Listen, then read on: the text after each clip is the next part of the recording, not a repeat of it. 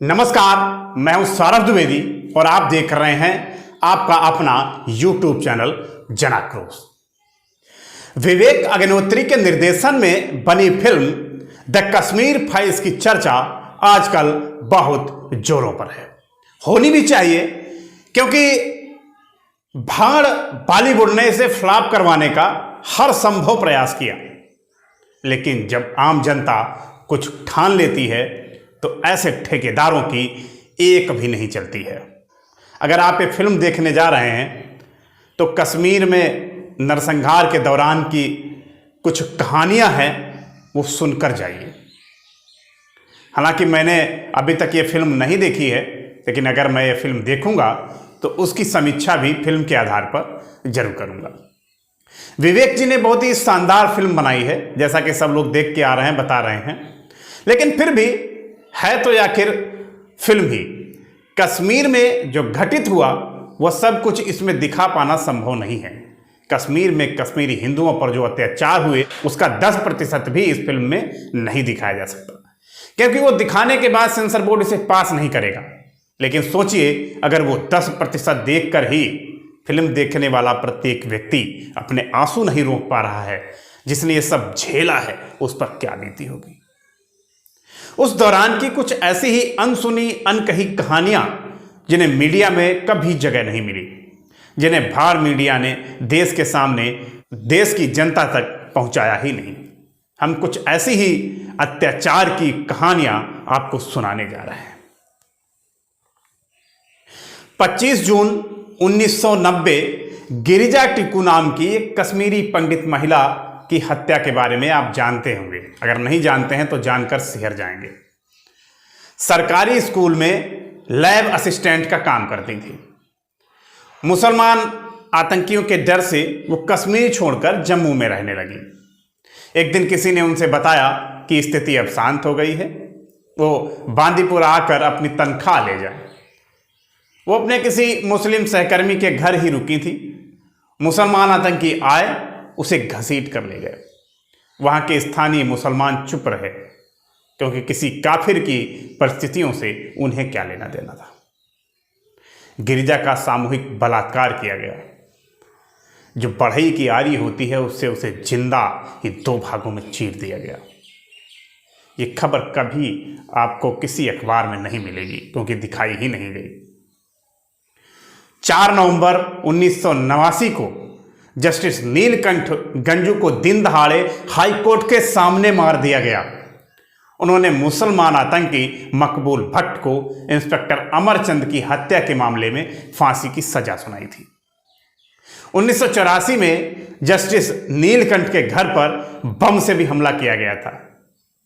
उनकी हत्या कश्मीरी हिंदुओं की हत्या की शुरुआत थी। आप इसको पहली हत्या मान सकते हैं। 7 मई 1990 को प्रोफेसर केएल गंजू और उनकी पत्नी को मुसलमान आतंकियों ने मार डाला। पत्नी के साथ सामूहिक बलात्कार भी किया। 22 मार्च 1990 को अनंतनाग जिले के दुकानदार पीएन कौल की चमड़ी जीवित अवस्था में ही उनके शरीर उतार दी गई और मरने को छोड़ दिया गया। 3 दिन बाद उनकी लाश मिली। आप उनकी पीड़ा का सिर्फ अनुमान लगा सकते हैं। उसी दिन श्रीनगर के छोटा बाजार इलाके में बीके गंजू के साथ जो हुआ, वो बताता है कि सिर्फ मुसलमान आतंकी ही इस लंबे चले धार्मिक नरसंहार की चाहत नहीं रखते थे, बल्कि स्थानीय जो मुसलमान थे उनका भी उन्हें पूरा सहयोग मिलता रहा। कर्फ्यू हटा तो बीके गंजू, जो एक टेलीकॉम इंजीनियर थे, अपने घर लौट रहे थे।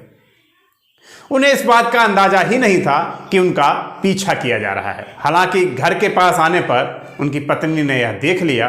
उनके घर में घुसते ही पत्नी ने दरवाजा बंद कर दिया। दोनों ही घर के तीसरे फ्लोर पर चावल के बड़े डिब्बों में छुप गए। आतंकियों ने पूरा घर छान मारा, लेकिन वो नहीं मिले।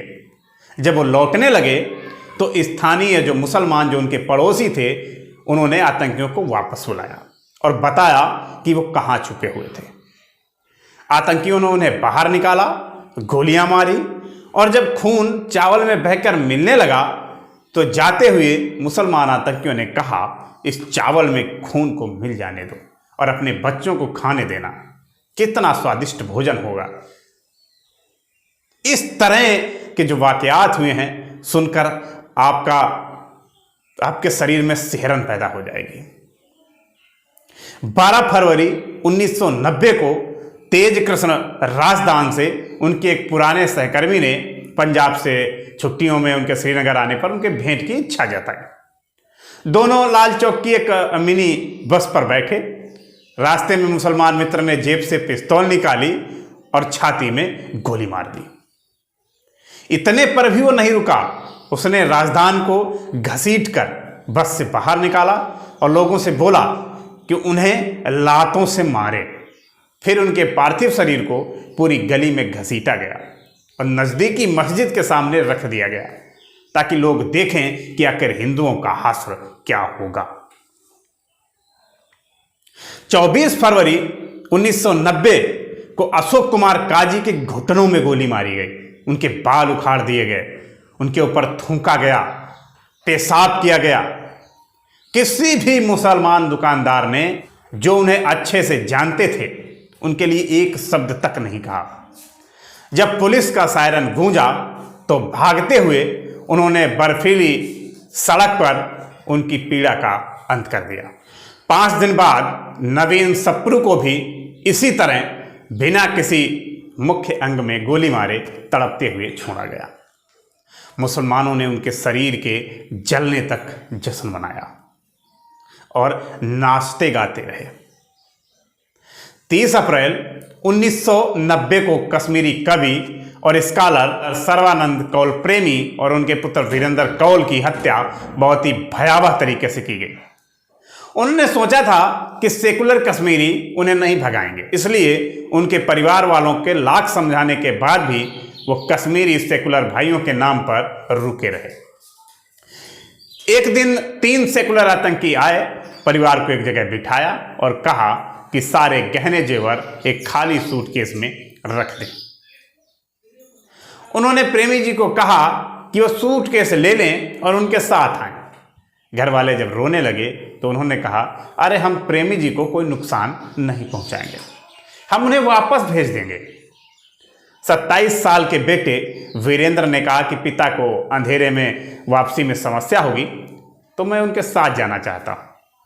आतंकियों ने कहा, आ जाओ, अगर तुम्हारी यही इच्छा है तो आ जाओ। 2 दिन बाद दोनों की लाशें मिली। जो तिलक करने की जगह होती है, तिलक करने की जगह की चमड़ी छीलकर हटा दी गई थी।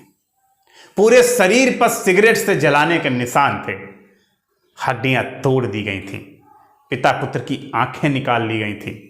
फिर दोनों को रस्सी से लटकाया गया था और उनकी मृत्यु सुनिश्चित हो इसके लिए गोली भी मारी गई। जो और 2 अन्य लोगों को मुसलमान आतंकियों ने किडनैप किया और कहा कि कुछ लोगों को खून की जरूरत है तो उन्हें चलना होगा। आतंकियों ने उनके शरीर का सारा खून बहा दिया और उनकी मृत्यु हो गई। 9 जुलाई 1990 को हृदयनाथ और राधा कृष्ण के सर कटे हुए मिले। 26 जून 1990 को बीएल रैना जब अपने परिवार को जम्मू लाने के लिए कश्मीर जा रहे थे तो मुसलमान आतंकियों ने घेर कर मार दिया। 3 जून को आतंकियों ने उनके पिता दामोदर स्वरूप रैना की हत्या घर में घुसकर कर दी थी। उन्होंने पड़ोसियों से मदद मांगी, वो भी मुसलमान थे लेकिन नहीं आए। अशोक सूरी के भाई को गलती से मुसलमान आतंकियों ने उठा लिया, उसे खूब पीटा, टार्चर किया और पूरे शरीर को सिगरेट से जलाने के बाद अधमरे हो जाने पर बताया कि वो उसके भाई को मारना चाहते थे। उसे छोड़ दिया गया। वो किसी तरह घर पहुंचकर भाई को भाग जाने की सलाह देने लगे। भाई ने सलाह नहीं मानी। आधी रात को वो आतंकी घर आए और लंबे चाकू से गर्दन काटी और मरने को छोड़कर चले गए। सोपोर के चुन्नीलाल सल्ला इंस्पेक्टर थे। कुपवाड़ा में पोस्टिंग होने पर उन्होंने दाढ़ी बढ़ा रखी थी कि उन्हें आतंकी पहचान न सकें। एक दिन आतंकी उन्हें खोजते हुए आए लेकिन उन्हें पहचान नहीं पाए और वापस जाने लगे। उनके साथ ही एक मुसलमान सिपाही भी काम करता था। उसने आतंकियों को वापस बुलाया और बताया कि दाढ़ी वाला ही सल्ला है। आतंकी कुछ करते उससे पहले मुसलमान सहकर्मी ने छुरा निकाला और पूरा दाहिना गाल चमड़ी सहित छील दिया। चुन्नीलाल अवाक रह गए। तब मुसलमान सिपाही ने कहा, अबे सुअर, तेरे दूसरे गाल पर भी जमाते इस्लामी वाली दाढ़ी नहीं रखने दूंगा। फिर से दूसरी तरफ काट दिया गया। इसके बाद आतंकियों के साथ मिलकर चुन्नीलाल के चेहरे पर हाकी स्टिक से ताबड़तोड़ प्रहार किया गया और फिर आतंकियों ने कहा, दोगले, तेरे ऊपर गोली भी बर्बाद नहीं करेंगे। रक्त ज्यादा बहने के कारण उनकी मृत्यु हो गई। 28 अप्रैल 1990 को भूषण लाल लहरा के साथ जो हुआ वो मुसलमान आतंकियों की क्रूरता सटीक तरीके से बयान करता है। वो अगले ही दिन अपनी मां के साथ घाटी छोड़ने की तैयारी में थे, योजना बना रहे थे। उन्होंने अपना सामान बांध लिया था। मुसलमान आतंकियों की एक टोली आई और रैना के सर में नुकीला छड़ घोंपकर हमला किया। इसके बाद उन्हें खींचकर बाहर निकाला गया। कपड़े उतार कर एक पेड़ पर कीले ठोंक कर लटकाने के बाद वो उन्हें तड़पाते रहे। भूषण बार बार कहते रहे कि वो उन्हें गोली मार दें। आतंकियों ने इंतजार किया, गोली नहीं मारी। 25 जनवरी 1998 की रात को बंधामा गांव के 23 कश्मीरी हिंदुओं की हत्या पूर्व निर्धारित तरीके से की गई। एक बच्चा जो बच गया उसने बताया कि मुसलमान आतंकी आर्मी की वर्दी में आए, चाय पी और अपने वायरलेस सेट पर संदेश का इंतजार करने लगे। जब खबर आ गई कि सारे कश्मीरी पंडितों के परिवार को एक साथ फंसा लिया गया है, तब एक साथ क्लासनिकोव राइफलों से उनकी हत्या कर दी गई। उसके बाद हिंदुओं के मंदिर तोड़ दिए गए और उनके घरों को आग लगा दी गई। अगर बात करें सिखों की, तो कई सिखों को उनके परिवार के साथ 1990 से 1992 के बीच इसी क्रूरता से मारा गया। इनमें कई जम्मू कश्मीर पुलिस के सिपाही और अफसर भी शामिल थे। ऐसे ही 1989 से 1992 के बीच 6 बार ईसाई मिशनरी स्कूलों पर मुसलमान आतंकियों ने बम धमाके किए। आपके मन में ये सवाल जरूर उठ रहे होंगे कि आखिर ये कहानियां आज ही मैं आपको क्यों बता रहा हूं। इन कहानियों को अभी कहने का मतलब क्या है? इन कहानियों को अभी कहने का मतलब मात्र यह है कि इसमें से 99% कहानियों के पात्रों का नाम भी आपको याद नहीं होगा। इसलिए इन्हें इनके शीशे की तरह साफ दृष्टिकोण में मैं आपको बताना चाहता हूं कि शाब्दिक भयावहता जब इतनी क्रूर है तो उनकी सोचिए जिनके साथ ऐसा हुआ होगा। यह किसी फिल्म के दृश्य नहीं है जहां नाटकीयता के लिए आरी से किसी को काटा जाता है, किसी की खोपड़ी में लोहे का राग ठोंक दिया जाता है, किसी की आंखें निकाल ली जाती हैं, किसी के दोनों गाल चाकू से चमड़ी सहित छील दिए जाते हैं, किसी के तिलक लगाने वाले ललाट को चाकू से उखाड़ दिया जाता है। यह सब हुआ है और लंबे समय तक हुआ है। इसमें वहां के वो मुसलमान भी शामिल थे जो आतंकी नहीं थे, बल्कि किसी के सहकर्मी थे, किसी के पड़ोसी थे, किसी के जानकार थे। सर्बानंद कौर सोचते रहे कि उन्होंने तो हमेशा उदारवादी विचार रखे हैं, उन्हें कैसे कोई हानि पहुंचाएगा। लेकिन पुत्र समेत ऐसी हालत में मरे जिसे सोचकर रीढ़ की हड्डियों में सिहरन दौड़ जाती है। ये जो नरसंहार था, ये आतंकी बनाम हिंदू नहीं था, बल्कि ये मुसलमान बनाम गैर मुसलमान था। आतंकी ही होते तो बाजार में घसीटे जा रहे लाश पर कोई मुसलमान कुछ बोलता, आतंकियों को घेरता, कम से कम एक पत्थर ही मार देता। लेकिन ऐसा नहीं हुआ। 400 सालों के इस्लामी शासन के बाद कश्मीर के गैर मुसलमान सिमट कर 6% रह गए थे। 1990 की जनवरी से जो धार्मिक नरसंहारों का दौर चला और विभिन्न स्रोतों के मुताबिक 3 से 8 लाख कश्मीरी हिंदू पलायन को मजबूर हुए। सुन के, जब आपको ये सब सुन के सिहरन हुई तो सोचो जिन पर ये बीती होगी तो क्या हालात हुए होंगे उनके। और ये राजनीतिक लोग ये सब हजम कर गए, भाड़ मीडिया भी सब पी गई। यथार्थ भारत के लोगों तक पहुंचा ही नहीं। इस सब के बाद भी आपकी आंखें न खुली तो ऐसी आंखों का सदा के लिए बंद हो जाना ही बेहतर होगा। वीडियो को ज्यादा से ज्यादा लोगों तक पहुंचाएं, सेकुलर हिंदुओं को अवश्य भेजें और फिर फिल्म जरूर देखें और परिवार को भी दिखाएं। आप सभी का बहुत बहुत धन्यवाद।